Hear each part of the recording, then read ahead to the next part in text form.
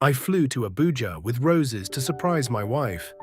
I stood outside her hotel room and heard her moaning another man's name. The man was her boss, a married executive who had already destroyed 2 women at that company and walked away clean. And from what I would discover that night, my wife wasn't just cheating on me. She was planning to leave me with nothing. I didn't know it yet, but everything I had built for 6 years was about to collapse in a single week. My name is Emeka Obi, secondary school history teacher. So, as you can see here, the indirect rule system had several key characteristics. Who can tell me the first one? 9 years at Federal Government College, Ijanik in Lagos. I love the work. Always have. There is something about watching a teenager suddenly understand why the past matters, that look on their face when something that happened a century ago becomes personal, that I have never gotten tired of. Who can tell me the key characteristics of indirect rule? It used traditional leaders to govern, sir. Excellent. Class, let's give him a round of applause. That's why I became a teacher. That's why I stayed. My wife, Adaisy, was a senior account manager at Pharmavox Marketing Solutions on Victoria Island. 1.4 million naira a month, quarterly bonuses, performance packages that could add another 600,000 naira in a strong year. Yes, I have the terms in front of me. We can offer a 5% discount for a 12-month commitment. Excellent. I'll send the contract She had over earned now. every Thank naira you. of it. I believed that completely. I never felt small because of the gap between our incomes. Not once. I had watched her work.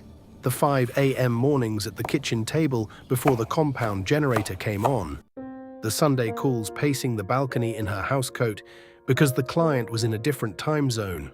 The nights she came home at 11, laptop bag over one shoulder, the tired look of someone who has been performing competence all day for people who needed to believe in her. A days had clawed her way into that title. I was proud of her every time someone mentioned her name. I meant it. We had been married for 6 years. That year, we started talking about children seriously. Not just someday anymore, more like second quarter, let's start trying. We had a joint savings account we had been putting money into for 2 years. 2.3 million naira in it at that point. For a bigger flat, for school fees, for the future we were building piece by piece. We had a plan. I had believed in that plan every single day of our marriage. We met at a mutual friend's rooftop party in Yaba. Rain came mid-evening and chased everyone downstairs to the compound. That's where I first saw Adai's properly, standing under the overhang beside the staircase, laughing at something her friend had just said. You know what in my guy talk? It say, why your head they shine like say you get solar panel? Solar panel no go better. Not a polite laugh, the uncontrolled kind that takes over your whole face. I asked for her number before I had figured out what I'd do with it. First date was suya and drinks in Surulere. Fela Kuti revolutionized Afrobeats by fusing jazz with Yoruba rhythms. But he wasn't the only one. What about Tony Allen? Tony Allen was key, but Fela was the pioneer. Okay, 4 hours. Exactly. That's She his true beat me in legacy. an argument about Fela Kuti's influence on Afrobeats and was not remotely gracious about it. She ordered her second malt before I had finished my first and said, "This is why Fela matters. He never waited for permission from anyone." I fell in love with her right there at that plastic table. We moved into the flat in Surulere after the wedding. 3 bedrooms, second floor, freshly plastered walls we painted ourselves. We argued over kitchen tiles for 2 full Saturdays before settling on something neither of us originally wanted. Date nights when she wasn't traveling, a Meccano generator that woke the whole floor when we started it. None of it mattered. We were building something real.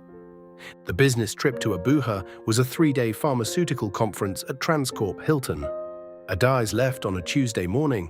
I carried her Rimowa carry-on down the stairs, the one Pharmavox had given her for hitting her sales targets 2 years running. I have to go now, my love. I know. I'll miss you. Me too. She kissed me I'll at call the you when I compound land. gate. Her perfume, the one I had bought her for her last birthday, floral and faintly spiced. She was already checking her phone before she reached the bottom of the first step. "Big day," she said over her shoulder.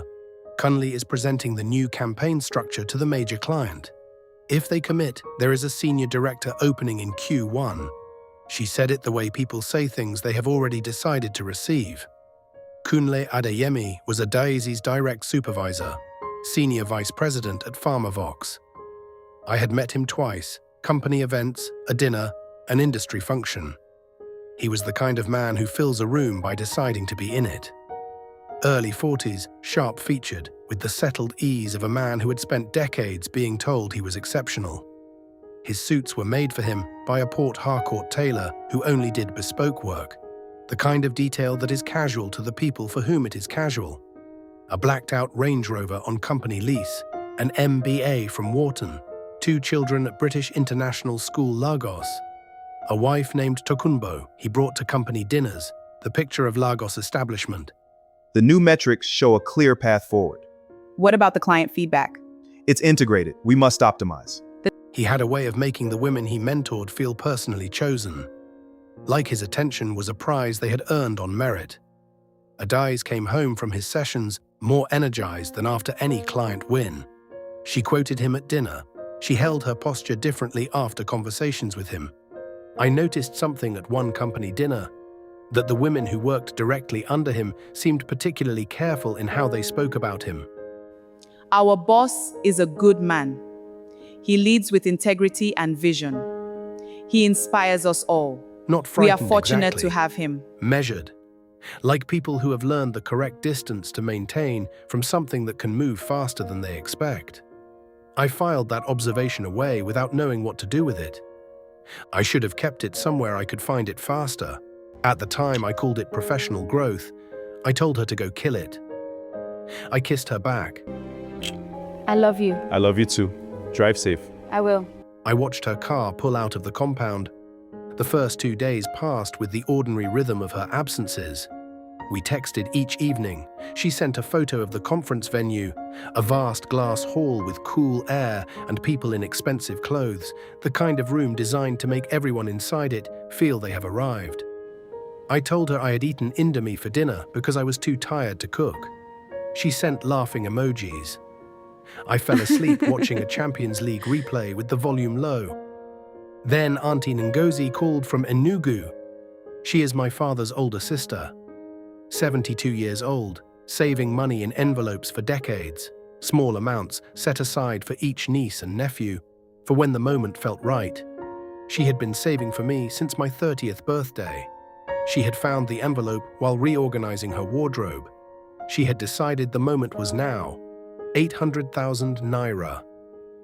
I sat on the edge of the bed after that call ended and stared at my phone. 800,000 naira wasn't going to change my life. But it was real money.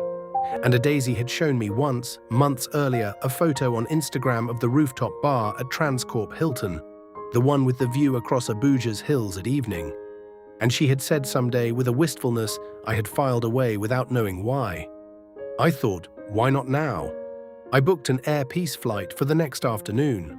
I called ahead to the hotel concierge and arranged for 24 orange roses, her favorite since university, to be held at the front desk.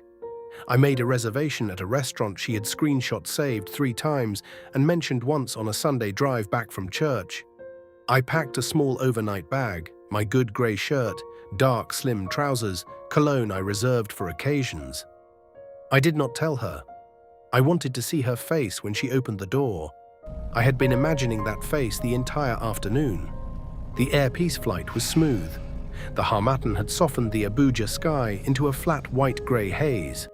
From my window seat, I watched Lagos flatten below the clouds and felt the specific lightness that only comes when you are carrying a plan only you know about.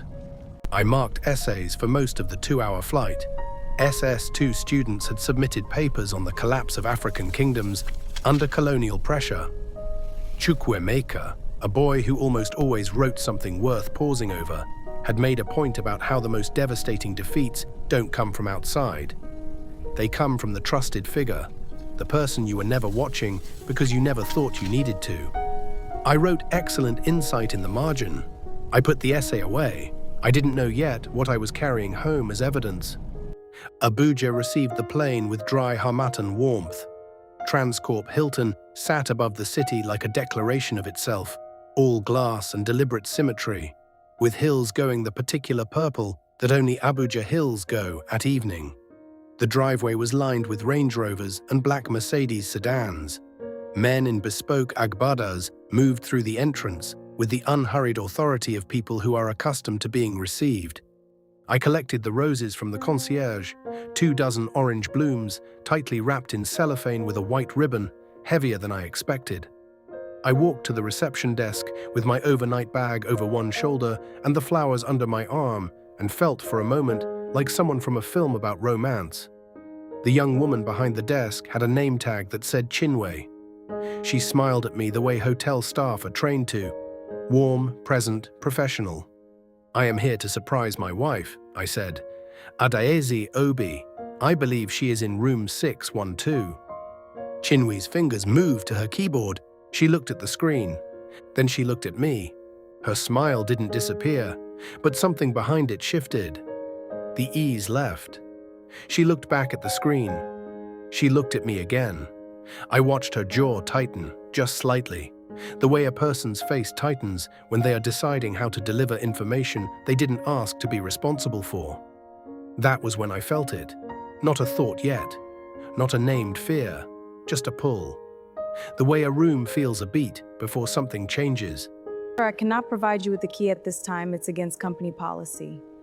"Sir," she said carefully, "I am not able to issue you a room key at this time. Hotel policy requires both registered guests to be present or to have provided written authorization." I showed her my driver's license, our wedding photo on my phone, same surname on both documents, same Surulere address on my ID. I told her it was a surprise. I smiled. She looked at everything I showed her. Then she leaned slightly forward and lowered her voice. What? Please, check again. The second guest is a Mr. Kunle Adeyemi. Kunle Adeyemi? Second registered guest on that room, she said, is a Mr. Kunle Adeyemi. He checked in yesterday afternoon. The lobby didn't change. People kept moving through it. A family with matching luggage rolling across the marble. 2 men in heated discussion near the bar. A bellboy crossing the floor with the small, efficient squeak of his cart. Everything continued exactly as before, except something had happened inside me that I could not undo. "Thank you," I said. I walked to the elevator bank. I pressed the button for the 6th floor. The elevator came. I stepped in. The doors closed and I saw my reflection in the polished brass, a man in a good grey shirt holding orange roses, and I held that image for the full 6th-floor ride without looking away. Something was being confirmed inside me with each passing floor, and I needed to let it finish before the doors opened again. The 6th-floor corridor was quiet. Deep burgundy carpet, abstract prints in heavy frames, the smell of cedar and some manufactured hotel fragrance designed to suggest prosperity and the absence of disorder. I walked slowly to 612. I stopped outside the door. I stood there with the roses. I raised my hand to knock, and then I heard her. Her voice came through the door, the way voices carry through hotel doors when the corridor has gone fully quiet. I knew that voice in every register it owned. Nervous before a major presentation, slightly higher than usual. Early morning before she'd fully woken, flat and slow, looking for the shape of the day. Arguing with her mother on the phone, patient and strained at the same time. And in our bedroom, when we were alone and it was just us. That was the register I heard through that door. And then, unmistakably, his name. Right there, Kunle. My chest went tight. My right hand still held the roses, but I couldn't feel my fingers. I did not move. The roses hit the carpet. I didn't feel them leave my hand. I heard the cellophane rustle softly against the burgundy floor, and that small sound was the most vivid thing in the entire corridor. More vivid than the voices. More vivid than my own heartbeat. I stood there and I made myself understand exactly what I was hearing. I let it become completely real. Because the worst thing you can do in that moment is refuse to acknowledge what is right in front of you. So I acknowledged it. I stood in that corridor and I let it become real. I thought about the savings account. The 2.3 million naira, roughly 2,500 US dollars. But that was 2 years of sacrifice for a teacher's salary. The children we had been talking about. The bigger flat. The plan. I thought about every bag I had ever carried down those stairs for her. I didn't just lose my wife in that corridor, I lost the version of my life I thought I was living. I picked up the roses. I turned around. I walked back to the elevator. I pressed the lobby button and rode down in silence, watching the floor numbers descend, watching my own face in the polished brass. I need you to be honest with yourself right now, because in that corridor, most people wouldn't have done what I did next. In the lobby, I went directly to the front desk. Different clerk, a young man with a crisp white shirt. "I need a room for tonight," I said. My voice was level. He found me. "Room 408. I gave him my card. I took the key card and rode back up. The 4th floor, 2 floors below the room where my wife was with her boss. I sat on the edge of the bed. The room was quiet. Abuja's ordered grid glowed orange and white through the window. The bed was made with that hotel precision, the kind that suggests a world where disorder is not possible. I sat there for a long time without moving. Then I picked up my phone. I looked at the last exchange with Adaz, the photo of the conference hall, the laughing emojis, the timestamp from this morning. "I love you," she had signed off. I typed, "Hey baby, hope the conference is going well. Missing you, can't wait to hear all about it when you're home. Love you." I stared at it. Then I sent it. The 3 dots appeared almost immediately. "Miss you too. Conference is intense but good. Kunle's session went really well. Going to be another late one, still so much to cover. Love you." I set the phone face down on the bedside table. She was 2 floors above me. Later that night, my phone buzzed again. "Adizi, sleep well, my love. Talk tomorrow." She sent that. "Good night, love," while he was still in the room. I still ask myself sometimes, could you have stayed calm after that? Or would you have broken? I read it twice. I set it face down on the pillow. The air conditioning hummed.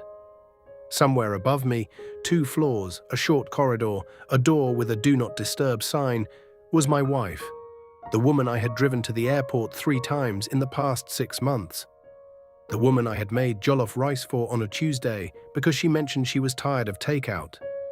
The woman I had married at a registry on Lagos Island and again in a church in Enugu before 320 people who prayed for us.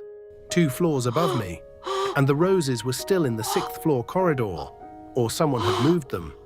What I hoped was that nobody had knocked on room 612 to return them asking, "Sir, your husband is here."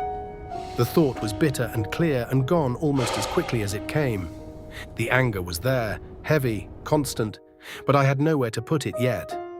I ordered room service, a burger I barely touched, cold in its wrapping by the time I got to it.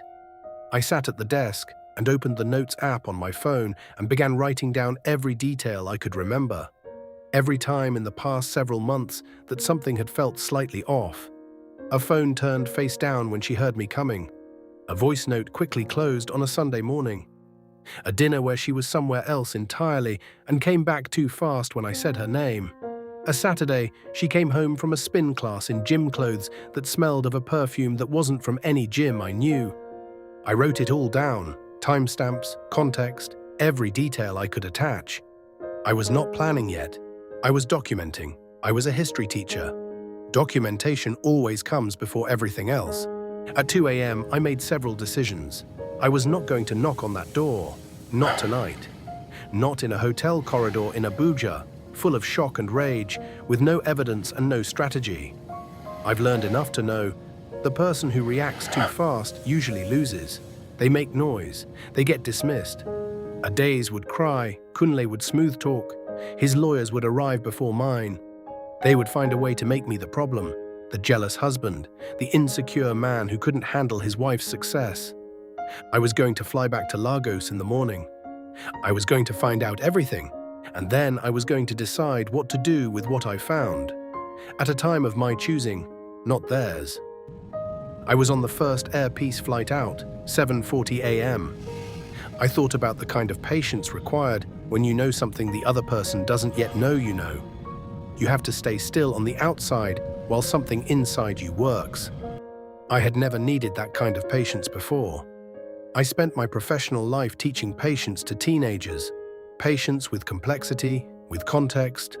With the long arc of events, I had never expected to need it for myself, at altitude, going home to a flat where nothing had changed and everything had. I landed in Lagos just before 9 and took a cab directly to the flat. I walked through every room with new eyes. The framed photos on the sitting room wall, our wedding at the Ikoyi Event Center, both of us young and without guile toward each other. The trip to Calabar 2 years ago, a Daisy's promotion party photo, her face lit with genuine achievement, the night she became senior account manager. All of it now had a different quality, not false, but no longer simple. I went to a Daisy's home office. She kept it with the same precision she brought to everything. Color-coded folders on a wall-mounted organizer. A wall calendar divided by pen color. Blue for company deadlines, red for client deliverables, green for personal items. A whiteboard with quarterly targets broken into weekly milestones.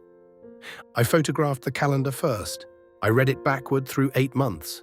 Abuja, Port Harcourt, Calabar, Lagos mainland, conference, client meeting, industry dinner.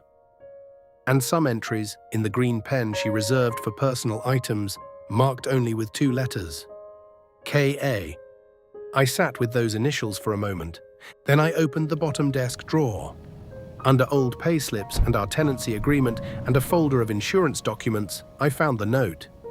Heavy cream stationery, the kind that comes in a hotel gift set, thick and textured, the paper itself a small declaration of expense. The handwriting was precise and controlled. Educated. V. Last night was everything. I cannot stop thinking about you.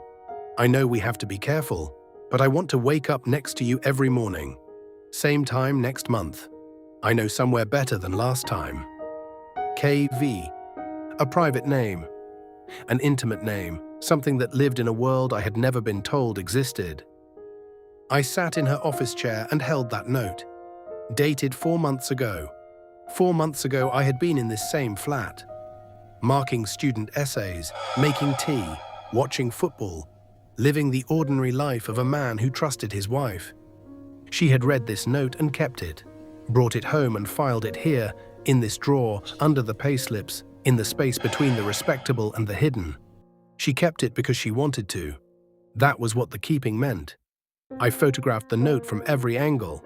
I returned it exactly as I found it. Then I spent 3 hours going through every bank statement and credit card receipt I could access. I built a spreadsheet. Restaurants I didn't recognize, hotel charges in cities that coincided every single time with a Daisy's work trips. A florist charge from an Abuja shop I had never heard of. 2 charges from a jeweler on Adeola Odeku I had never known a Daisy to visit. 8 months of a second life, all visible now that I knew to look. It wasn't a slip, it was a routine. I closed the laptop. I called Segun Alad, my closest friend from university, the one person I trusted completely. Segun and I had been friends since our first year at Unilag. Same local government in Anambra. He had studied law, practiced briefly at an Ikeja firm, then decided he preferred the investigative side to the performance side. He now ran a small firm operating between Lagos and Abuja. Corporate due diligence, insurance fraud, and more often than people admitted to needing, matrimonial cases. He was very good at the work. He was the kind of man who answers on the second ring at any hour. He answered on the second ring, Emeka. What happened? Something in my voice had told him everything before I said a word. I told him anyway. The surprise trip. Chinwe's face at the reception desk. Room 612. The corridor. The note. The credit card trail. When I finished, the line was quiet for 3 full seconds. Brother, are you sure you want to go down this road? Brother, he said. I know, I said. Are you sure you want to go all the way down this road? Sometimes knowing more only makes the pain worse. Sometimes the best thing is to... I need to know everything, I said. Not just about Adaeze. About him, about Kunle Adeyemi. His professional history. Whether this is the first time, I need to understand exactly what I am inside before I decide what to do about it. Give me a week. Stay calm. Don't make any decision in haste. Give me a week, Segun said. Stay calm. Don't change anything. She must not suspect a thing. Can you do that? I thought about room 612. I thought about V. I thought about 8 months of credit card records and a 4-month-old note and 2.3 million naira in a joint savings account he had told her to move before she filed. I can do it, I said. I held myself together for 3 weeks. 3 weeks of coming home on time, making dinner, asking about her day and listening to the answers. How did your day go today, my love? Tiring, but seeing you makes it better. You look exhausted. 3 weeks Let me of help. watching her set her phone Just sit. face down Dinner's on the almost kitchen ready. counter when a message came in that she didn't want me to accidentally see. Watching her light up subtly when Kunli's name entered conversation, not dramatically, not in any way anyone else would have noticed, but in the specific small way I had been watching her for 6 years and knew the difference between. I was studying her instead of living beside her. That distance was the only thing keeping me functional. You see, my love, I am so glad we have something real. I love you so much. Me too. There were moments I almost broke. One Thursday evening, she sat beside me on the sofa and leaned her head against my shoulder and said, "I am so glad we have something real. Some of the couples around us, so much drama and chaos. I am grateful we are not like that." I looked at the screen in front of us. "Me too," I said. She had no idea how much I meant it. That might be the hardest thing I've ever said out loud. Another at this evening, she restaurant showed me I a found. restaurant she wanted to Oh, try nice. for our Let me see. anniversary. They have grilled Excited, salmon phone and in my pasta. face, describing looks the menu beautiful. with her I love it. hands. Her eyes were bright. I told her it looked beautiful.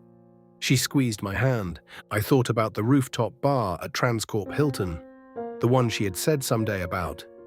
The reason I had bought the roses. I nodded and said it looked beautiful. There was also the Sunday she came back from what she called a client meeting and walked through the door smelling of a restaurant I didn't recognize. She kissed my cheek and went straight to shower. I stood in the hallway and held everything I knew very carefully inside me, like something fragile. I had become very good at pretending. That wasn't a skill I had wanted to develop. One Saturday morning, she made us jollof rice and fried plantain, and we ate on the balcony the way we used to before her career got busy. She was laughing about something a colleague had said. She looked beautiful in the morning light. I sat across from her and I ate and I smiled and I thought, she has no idea. She is sitting here eating food she cooked herself and she has no idea that I know. That thought should have felt like power. It didn't feel like anything except very, very sad. For a moment, I almost convinced myself I had misunderstood everything. One weekday morning, I was in the kitchen making tea when her phone lit up on the counter. She had gone upstairs to get her bag. I didn't read the message. I only saw the preview text before the screen dimmed. Looking forward to Thursday. That was all. I turned back to the kettle. She came downstairs 30 seconds later, picked up the phone without checking it, put it in her bag, asked me if I had seen her keys. They were on the hook by the door, where they always were. I showed her. Oh, She here they thanked me. are. Thanks, she kissed honey. my cheek. She left Love for you. work. See you tonight. Love you I too. stood in Drive the safe. kitchen after she left and I breathed. She was completely comfortable. I was the only one who knew why she shouldn't be. 3 weeks of her coming home and telling me about her day, making plans for next weekend, asking if I had eaten, if I was tired, if I wanted to watch something together. 3 weeks of being the husband she had decided was safe. 3 weeks of watching from inside a performance she didn't know I was watching. I had my students as anchor, standing in front of my classroom, talking about events that had already concluded.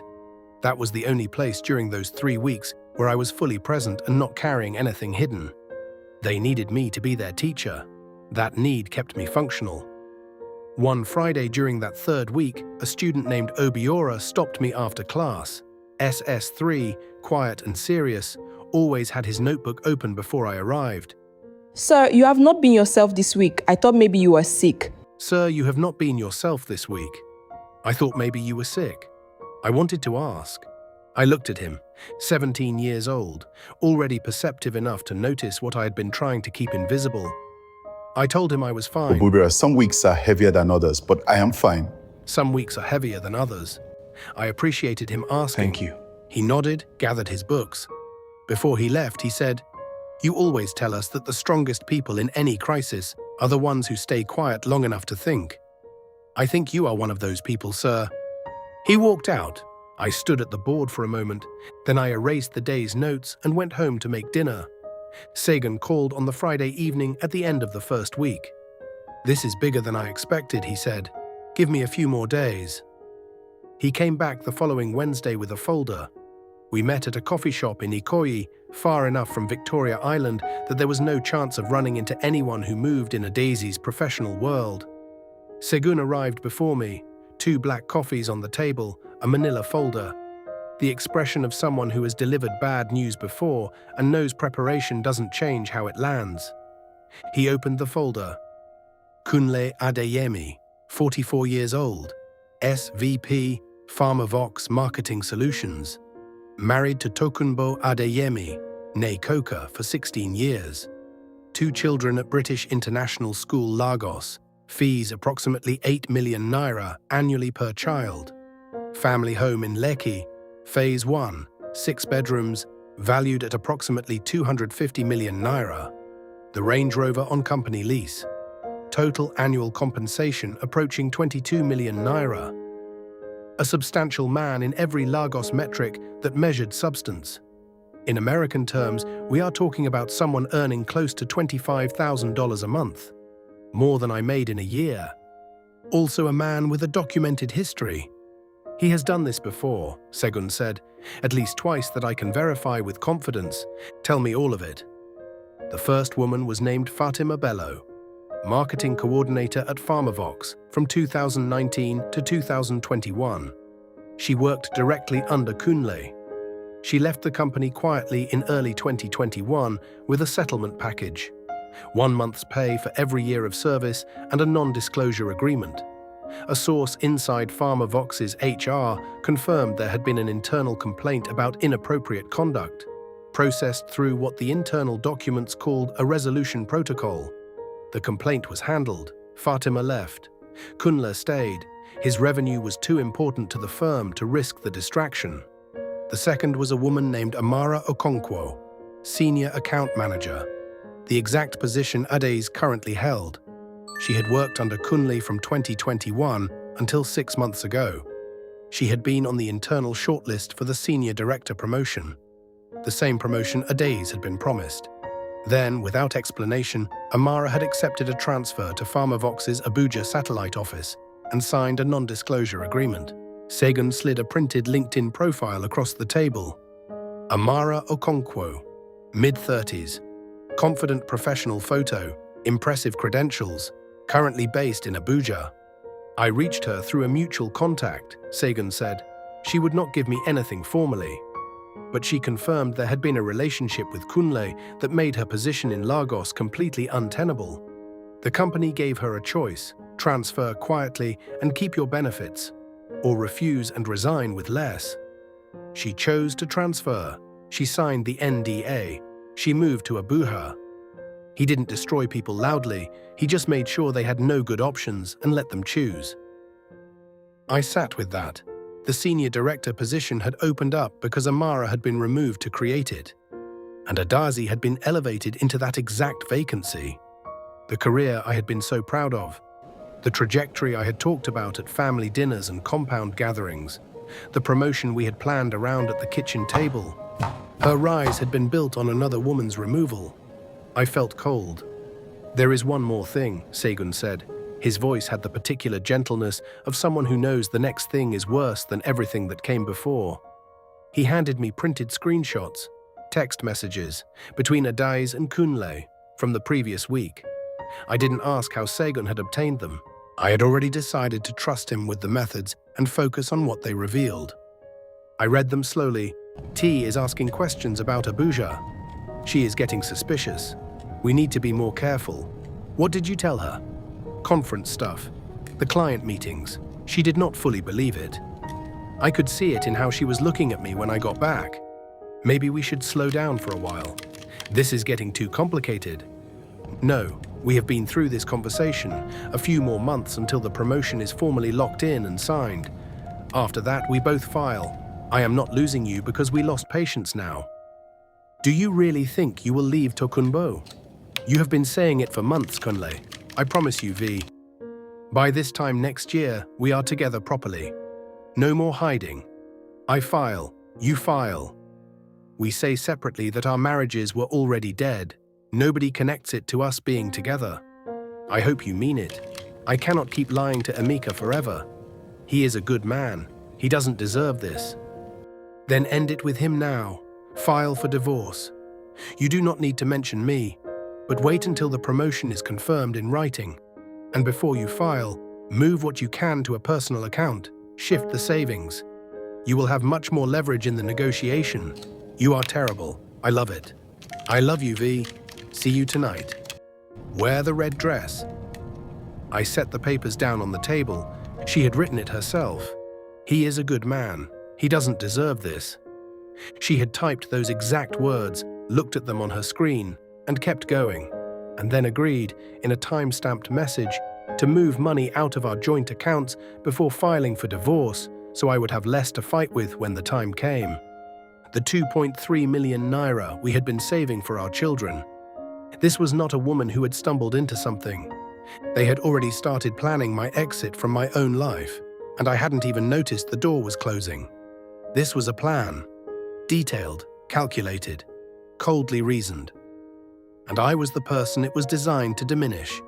I had made dinner in that flat, carried her carry-on down the stairs, told everyone how proud I was of her, believed without any drama about it that we were building something real together.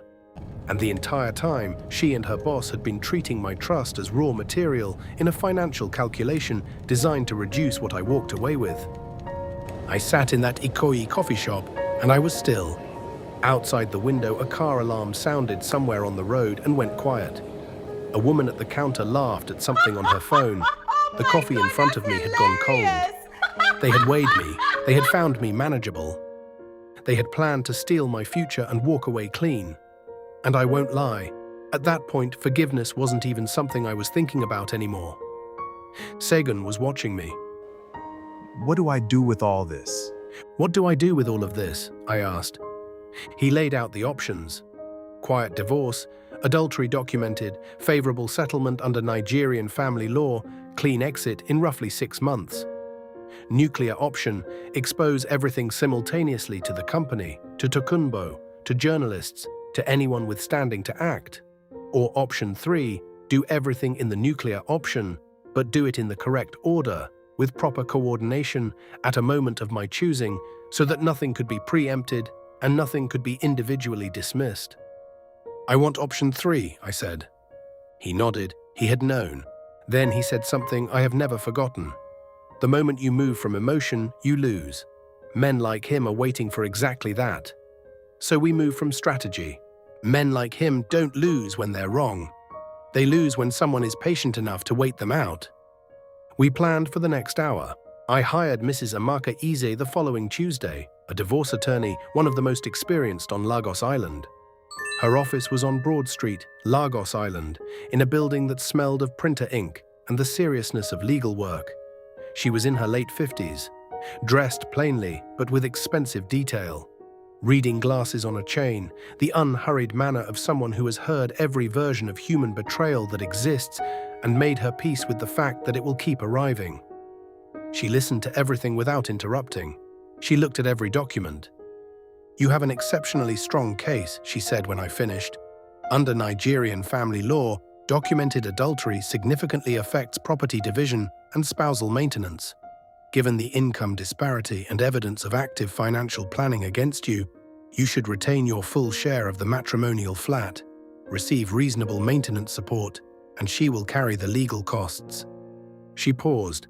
"But I sense you want more than a clean personal exit."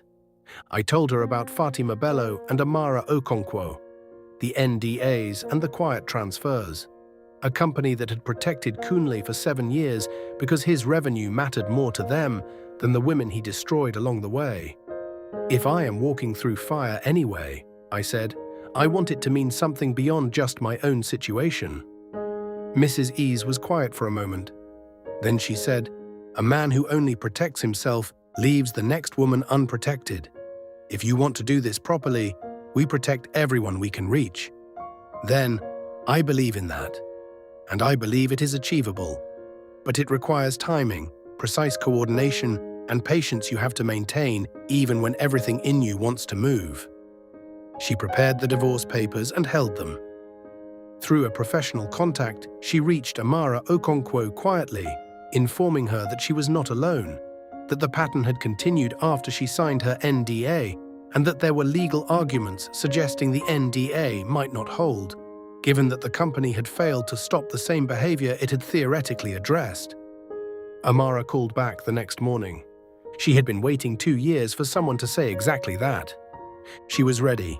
By the end of that second week, Chiamaka Okafor at Business Day Nigeria had received a full evidence package. Chiamaka was one of the most respected investigative journalists covering Lagos corporate culture. She had broken 3 major workplace misconduct stories in the previous 2 years. She knew exactly what she was looking at. This timeline doesn't match. The source is hiding something. The Friday before the exposure, Sagan sent me a final set of messages he had obtained. In these ones, Kunle and Adaeze discussed me specifically. My salary, the financial limits of what a secondary school teacher could sustain in a prolonged legal dispute, the optimal window to move funds so that any formal asset evaluation would find a diminished picture. They had not discussed my feelings. They had not discussed the possibility that I might find out. They had only discussed the financial mechanics of leaving me with as little as possible. They had weighed me. They had found me predictable. I forwarded everything to Mrs. Ease. Her response came back in 20 minutes. Monday, let's move. That final weekend had the texture of calm before a storm. Everything on the surface, nothing underneath. Sunday, Adaeze suggested we attend a cousin's baby naming ceremony in Festac. I went. I greeted relatives. I ate small chops and drank Maltina and watched Adaeze laugh in a yellow and blue Iro and Buba that everyone in the compound admired. Her cousins complimenting her. An aunt asking about children, asking when, asking if they were trying. Adaeze saying soon, God willing, laughing easily. Her mother was sitting 3 seats down from me. She caught my eye and smiled the way mothers smile at sons-in-law they have decided to claim as their own. She had told me once, in her Enugu kitchen, that she was glad her daughter had found a man with character. That character was worth more than money, that she prayed every night for our children to come. I smiled back at her across the table. I thought about the 2.3 million naira. I thought about the texts. I thought about Amara Okonkwo sitting in Abuja waiting to speak. I held Adaeze's hand in the back seat on the drive home. She had her head back against the headrest, eyes half closed, the tired that comes from a full day of performing happiness. She did not know that she had less than 15 hours. That Sunday night, she worked at the kitchen table until after 10, laptop open, reading glasses on, tea going cold beside her. She said goodnight and came to bed. She fell asleep quickly. She always slept easily. I lay awake most of the night. I thought about every version of the next day that could go wrong. The process server being turned away at the building, Farmer Vox's legal team moving to intercept before the board letter arrived, Kunle catching wind early and disappearing into a lawyer's office before anything could land. I had worked through all of these with Mrs. Ez and Segun across 3 separate planning sessions. Every contingency had been addressed. Everything was locked. But the mind at 3 a.m. doesn't operate on contingency plans. It operates on fear. And fear finds scenarios no planning session ever covered. I stayed with it. I let it run until it exhausted itself. Then I got up and made coffee and waited for morning. If you were sitting in that kitchen right now, everything ready, every piece in place, would you still go through with it? Or would part of you pull back? Monday morning came grey and still. I was awake before 5. I made coffee. I stood at the kitchen window and reviewed the sequence one final time. At 6:47 a.m., Segan confirmed. Amara's attorney filing at 9. Labor Tribunal complaint, full 2-year period, full documentation. Farmer Vox board receives formal legal letter simultaneously. At 7:10 a.m., Mrs. Easy, divorce papers, served at Victoria Island office at 10. Process server arriving during the morning team meeting. Maximum visibility. At 7:22 a.m., Segun Chiamaka goes live at 1 p.m. with the preliminary online article, Full Print Investigation Thursday. At 7:30 a.m., Adaz came downstairs in the grey suit with the wide lapels. Her power suit. She poured coffee, checked her phone, frowned slightly. There's a strange email going around. One Amaka Okonkwo is filing some kind of complaint against the company. What kind of complaint? There is a strange email going around, she said. Someone named Amara Okonkwo is apparently filing some kind of complaint against the company. Kunle forwarded it to the leadership team. I said. What kind of complaint? Something about the work environment. Adaz set her phone face down. She could never handle pressure. That was always her actual problem. She left because she couldn't perform at the required level, and now she wants to blame the company. I nodded. I said nothing. I might be late tonight. I love you. I love you too. She kissed me goodbye at the door, a small peck, already reaching for her phone, already elsewhere. She said she might be late tonight. She said she loved me. I love you too, I said. I watched her car pull out of the compound and disappear around the corner. Then I sat down at the kitchen table and sent Tokunbo Adeyemi the email I had written and rewritten 3 times over the previous 10 days. 3 paragraphs. My name. My wife's name. Her husband's name. What I had heard in Abuja and what the investigation had found. 8 months of hotel bookings, phone records. The text messages in which Kunle had promised to leave her while coaching my wife to move assets before filing for divorce. I told her she deserved to know the truth. I told her I was deeply sorry. I attached everything. Then I went to school. My first period was SS3. We were covering the lead-up to the Nigerian Civil War, the conditions that produced it, the assumptions on all sides that proved catastrophically wrong, the ways in which certainty about the predictability of the other party created the vulnerabilities that eventually allowed everything to collapse. I wrote the key terms on the board. I called on students. I walked between the rows the way I always did. 31 teenagers watching a man at the front of a classroom talking about history, having no idea that his own was being written in real time in a Victoria Island office building and a Labour tribunal filing room and a journalist's publishing queue across the city. There are moments in teaching where you understand the subject you are teaching in a way you have never understood it before, not intellectually. In the body. I understood, standing in that classroom on that Monday morning, exactly why people throughout history had chosen patience over confrontation. Exactly what it cost to hold a strategy while grief and anger moved through you. Exactly why the historians always say, the decisive battles were not won on the day they were fought. At 9:14 a.m., Segun Amara's attorney has filed. Board letter delivered at 9:15. At 10:03 a.m., Mrs. E's, papers served.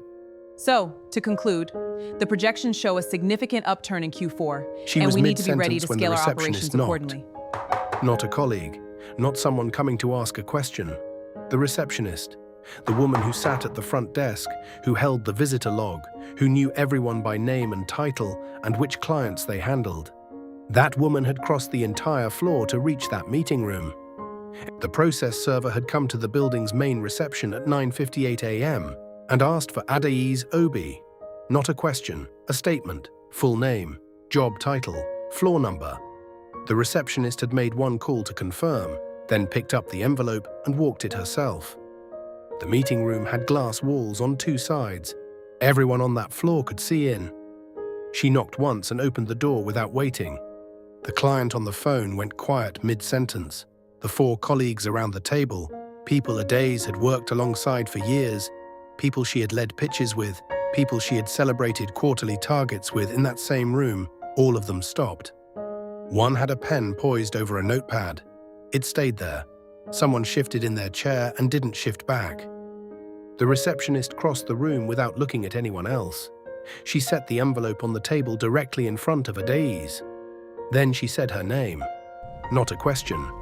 Her full name, clearly, so there was no possibility of confusion about who it was for.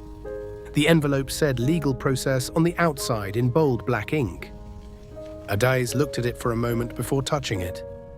Nobody spoke. The client on the phone said, "Hello, is someone still there?"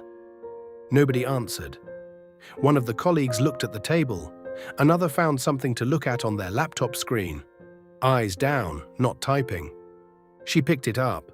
Her fingers were careful with it, the way you are careful with something when your hands are not quite steady. She opened it. She read the first line. Petition for dissolution of marriage. Across the room, through the glass walls, people on the open floor were looking in now. Not all of them, but enough. There was no version of that moment she could manage. I stood at the board and thought, she is opening that envelope right now, in this moment, while I am here. I wrote a date on the board. I called on a student. I kept my voice level. I put my phone in my pocket and went back to the lesson. At 10:47 a.m., Kunle is in an emergency HR session.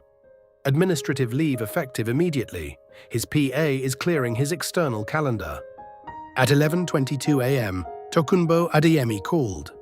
I stepped into the empty corridor outside my classroom and accepted the call. Her voice was controlled, stretched thinly, but controlled. Mr. Obi, is this real? Yes. I will not contact you if there were any doubts.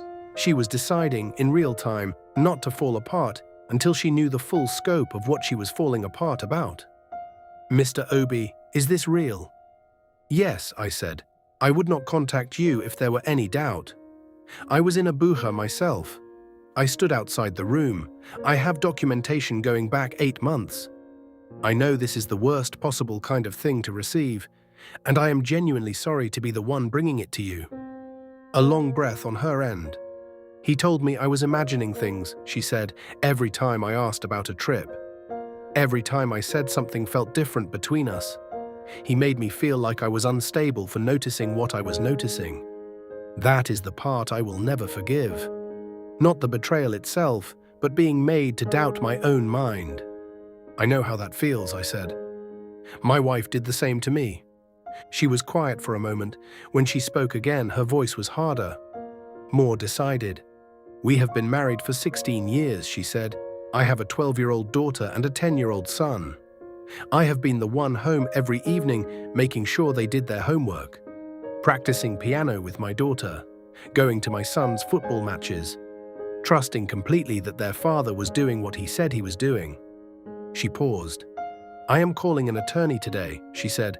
I want the house. I want primary custody of both my children, and I want him to face what he has done. I support everything you decide to do, I said. 2 people in 2 separate corridors, bound by the same man's lie. Mr. Obi, she said before she ended the call, I am sorry for what your wife did to you. You clearly did not deserve any of it. I went back into the classroom. I finished teaching. At 1 o'clock, the Business Day article went live. By 2:30, when my last class ended, the story had already spread through pharmaceutical marketing WhatsApp groups across Lagos. I drove home through the usual gridlock and watched the notification count rise on my phone. ADs had called 12 times. I sat in the compound and listened to every voicemail in order. Emeka, divorce papers were just served to me at my office, in front of my entire team. During a client presentation, call me back right now. Emeka, if you have a problem, we discuss it. We do not do this in public. Call me. Kunle has been suspended. They pulled him into a meeting and nobody can reach him. Emeka, did you do something? Please just call me. I know that you know. Please call me. Please. I am so sorry. It was a mistake. Please don't end 6 years of marriage over this. Please call me. Emeka, please. I love you. I love you. Please. Then the 7th message. The panic had drained out completely. What remained was something quieter and more honest than anything else in the sequence. I know you won't pick up. I understand why. I need you to know that I know what I did. I know what I lost. I'm sorry. I'm genuinely sorry. I was in Abuja. I stood outside with a surprise rose for you in my hand. You see, I know about the text messages and all the plans you were secretly making with Kunle. I called her back. She answered before the first ring completed. Emeka. I was in Abuja, I said. I stood outside room 612 with your roses in my hand when I understood what was happening on the other side of that door. Silence. I know about the text messages, I said. I know about the plan to move money before you filed. I know about Amara Okonkwo. I know about Fatima Bello. I know about all of it, Adaeze. How did you... It doesn't matter how. What matters is that Kunle is on administrative leave. His wife knows everything and is retaining lawyers. 3 women at PharmaVox have come forward with formal complaints. Business Day has been running the story since 1 this afternoon. The silence on her end was different from the earlier silences. This was the silence of understanding the full scope of something that cannot be undone. You did this, she said, not accusatory, a realization. I protected myself, I said, and I made sure that what he did to other women had consequences, and that what both of you did to me had consequences. Emeka, he told me he was leaving Tokunbo. He told me by this time next year.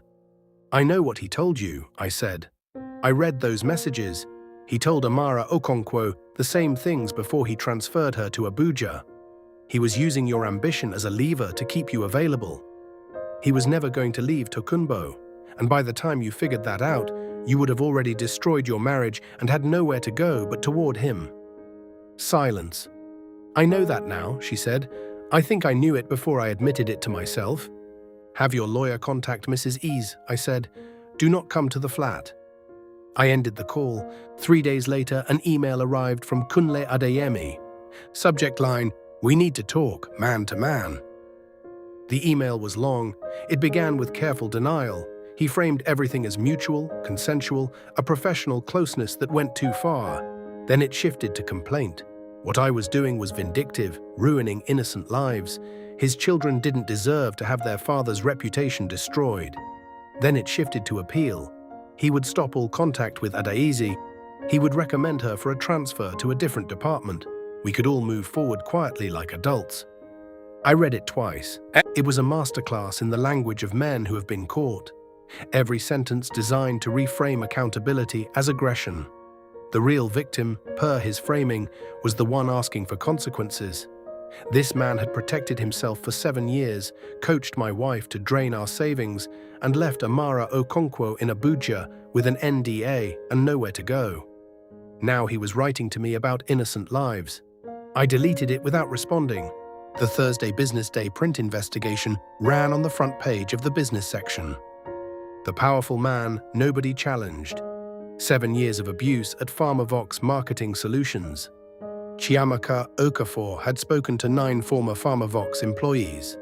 She had obtained internal HR documents showing the company had received multiple complaints about Kunle across a 6-year period. Each one processed through what the documents called quiet resolution protocols, company language for NDAs and transfers. She documented the financial trail, the expense account charges, the hotel bookings, the pattern of women promoted under Kunle and then silently displaced. Amara Okonkwo was quoted in full. I was told that my options were limited. I was told that this was how things worked. I accepted a transfer because I did not believe anyone would listen if I refused. I am speaking now because the next woman should not have to face that same choice alone. Fatima Bello had also agreed to be named. The article quoted me. My wife's relationship with her supervisor destroyed my marriage. But what I found in investigating was larger than my personal pain. This was a pattern of exploitation that the company knowingly protected. I could not stay silent. By Thursday evening, PharmaVox had formally terminated Kunle Adeyemi for gross misconduct and violation of its professional standards code. The Lagos pharmaceutical and marketing world is large in size and very small in the circles that matter. The school networks, the church communities, the Victoria Island professional circuit, the industry groups, the compound WhatsApp groups that Kunle and Tokunbo had moved through for years. By Friday morning, every single one of those circles had the story. This is spreading everywhere. The whole forum is buzzing. Look at this news. Wow, unbelievable. Have you seen this? Yes, everywhere. The Business Day article had been forwarded more than 800 times by Friday noon. Screenshots of the text messages appeared in company group chats, in alumni networks, in the informal Telegram groups that Lagos professionals use to talk about things they will not say out loud at work.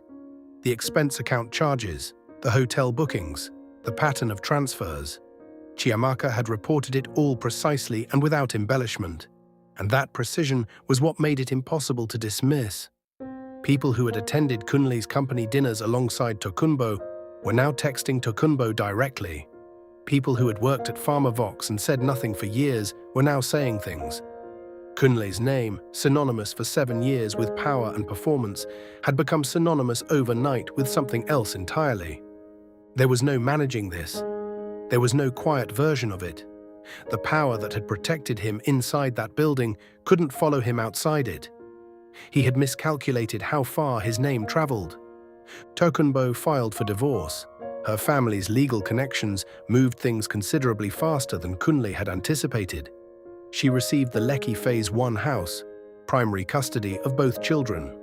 A financial settlement that, when concluded months later, left his life unrecognizable from what it had been. The company's parent group announced an independent HR audit. 3 women, Amara, Fatima, and a third, who had been quietly transferred in 2019, filed a joint civil suit. It settled 8 months later for 180 million naira total, roughly $120,000, split 3 ways. For years of silence they should never have been forced into. Farmer Vox was compelled to implement an independent complaint channel, appoint an external ombudsman, and restructure its HR department with board-level oversight. Adaze was not fired, but the senior director promotion was formally rescinded. She was reassigned to the compliance unit in the Abuja satellite office, the same posting used to remove Amara Okonkwo. The relocation was framed as an opportunity. Everyone at Farmer Vox understood what it meant. The divorce settlement took 3 weeks to negotiate. Her lawyer offered full equity transfer of the flat to me, 18 months of maintenance, legal fees covered on both sides. I turned it down. My counter, she vacates the flat entirely and transfers her full share to me. 2 full years of maintenance at 300,000 naira a month. She covers all legal fees and any tax implications from joint account movements during the period of the affair. A clause that if she violates any settlement terms or makes disparaging public statements about me, she forfeits all remaining shared assets. They accepted within 3 days. She was desperate to end it, and Kunle had gone completely silent. His legal team was now positioning him as the passive party, suggesting Adaeze had been the initiator, the pursuer, the one who had manufactured the situation. He was throwing her away with the same casual calculation he had used to keep her close. He had done the same to Amara. He had probably done the same to Fatima. I felt nothing satisfying in that, only confirmation of the kind of man he was. 3 weeks after the settlement was finalized, Adaze came to collect her things. She called to ask if she could come. I told her she could. She arrived with 2 men from a moving company. Noticeably thinner, hair cut very short, no makeup. The tired that comes from months of going over the same questions without finding answers. She moved through the flat carefully, her furniture, the books from her shelves, the framed certifications from the office wall, the artwork she had bought before we married. She didn't touch anything of mine. She didn't linger anywhere. She was efficient in the way people are when they know they have no right to be slow. At one point, one of the moving men dropped a box on the staircase, the plates! and the sound of something ceramic okay, breaking don't worry came up about from it. the landing. I'm so sorry. She went I'll down to clean check up. it. I heard her tell them it was fine. Come back up with the next load. There was a moment when she stood in the kitchen doorway looking at the tiles we had argued over on 2 Saturdays, and she stayed there 5 seconds longer than everything else, just looking. Then she went back to work. When the last box had gone down the stairs and the moving men were loading the car, she came back up and stood in the doorway of the sitting room. I was in the armchair. We looked at each other. I am sorry, very sorry. Not sorry that I was caught. I'm sorry, she said. Sorry for who I Not sorry I was became. caught. Sorry for who I became. I looked at myself every morning in the bathroom mirror and told myself I was only doing what ambitious women have always had to do to survive. That was a story I told myself because the truth, that I was choosing to lie to someone who had never lied to me, was something I did not want to see clearly. I looked at her. 6 years of things that had been real. The kitchen tiles, the first date, the the naming ceremonies and the compound arguments and the Sunday morning traffic on 3rd Mainland Bridge talking about nothing important. Those years had happened. Whatever she had become, whatever she had allowed herself to do, the woman who had beaten me at debate and laughed with her whole face, that woman had existed. I was not going to pretend the years were fiction just because of how they ended. I forgive you, I said, not because you earned it, because I do not want to carry the weight of withholding it. But Adais, we are finished. That chapter is over. She nodded. She had known already. I hope you find someone who deserves you, she said. I hope Abuja is what you need it to be, I said. She looked around the sitting room one last time, at the walls where our photographs had hung, at the tiles, at the window with the view of the compound where the neighbors' children played in the evenings. Then she left. I heard her car pull out and disappear down the street. I sat in the armchair in the quiet for a long time. The following weekend, I repainted the bedroom the shade of deep green I had always wanted, and she had always outvoted. I turned her home office into the reading room I had been imagining for 3 years. I bought new furniture slowly, one piece at a time, choosing things I actually liked without negotiating toward a compromise. I joined a running group that met Saturday mornings at Onakan Park. I started painting again, the way I had done briefly in university before life became too busy for anything that didn't contribute to a salary. Landscapes mostly, 3rd Mainland Bridge at sunset, the Abuja Hills in Harmattan light, work that was technically modest and entirely mine. Kunle Adeyemi's life collapsed the way lives collapse when the structure holding them was borrowed from other people's silence. In the end, everything he built fell apart the same way he built it, by depending on people who had no real choice but to stay quiet. Once they had a choice, it was over. Without the title, the company's protection, the expense account, and the social architecture of being a powerful man inside a powerful firm, there was very little left that actually belonged to him. The consulting work that came in the months after his termination was not the work of a man who had commanded a department at a major firm. It was the work of a man whose name had been specifically and publicly documented. The calls didn't come from the people who had previously called. The invitations stopped. The industry dinners where he had once occupied the center of the room, where his table was always full and men came over to pay respects, those dinners continued without him.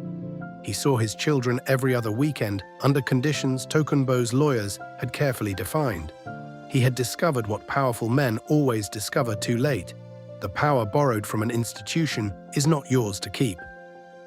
6 months after the divorce was finalized, on a Thursday evening in late April, I was on my balcony marking essays when my phone vibrated with a message from a number I didn't have saved. Mr. Obi, this is Amara Okonkwo. I wanted you to know, because of what you did, because you coordinated everything and refused to stay quiet and gave other people the chance to find their courage, I was able to speak. I received justice, a real settlement and a public acknowledgement that what happened to me was wrong. I am not ashamed anymore. I am not afraid anymore. I just wanted to say thank you. You are a good man. I sat on the balcony for a long moment. The Lagos evening was mild. The compound below was full of the ordinary sounds of a city settling into night. Generators starting, a neighbor's radio with a slow, steady guitar line.